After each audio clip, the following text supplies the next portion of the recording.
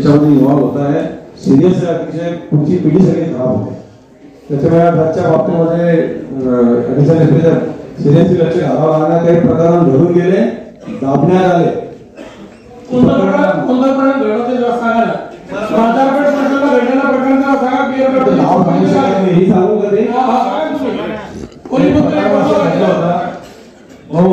एक प्रकरण असं घडलं होतं की एका मुलीवर रेप करण्यात आला. ड्रग्स पिऊन मुलीला ड्रग्स मारण्यात आलं होतं, मुलाने ड्रग्स पिलेलं होतं.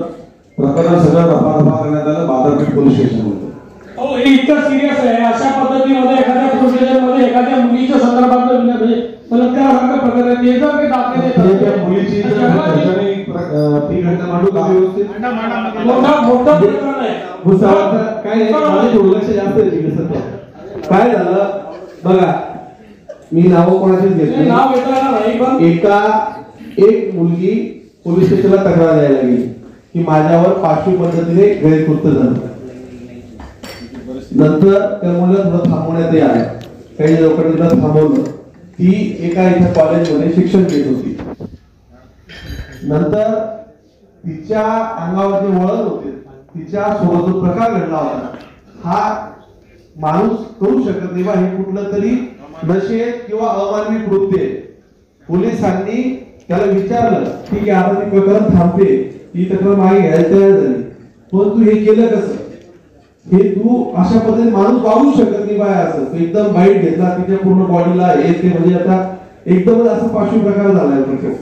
तर हे सांगत असताना त्यांच्या लक्षात आलं की त्याने मान्य केलं की मी ड्रग्स घेतलो होतो आणि ते 3 मित्र होते.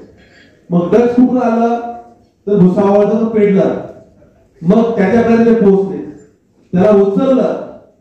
त्या ठिकाणी पेडलर म्हणजे वाहतूक करणारा, ड्रग्स वाहतूक करणारा.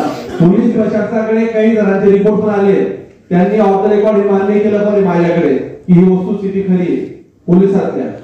त्यामध्ये राजकीय लोकांच्या संबंधित काही लोक निघाले. त्याला उचलल्यानंतर एका तथाकथित नेत्याचा व्हॉट्सअप कॉलवर तिसऱ्याला डायरेक्ट फोन द्यायला लावला. फोनवर बोलणं झालं की यांना आता मदत करायची. पुढचा स्टोरी अशी झाली की आता पोलीसची तक्रार मागे झाली, पोलिसांपर्यंत हा विषय गेला होता. आता हे प्रकरणाला वळण कुठे जायचं, तर त्याच्यावर पुन्हा दाखल करावं लागेल बा.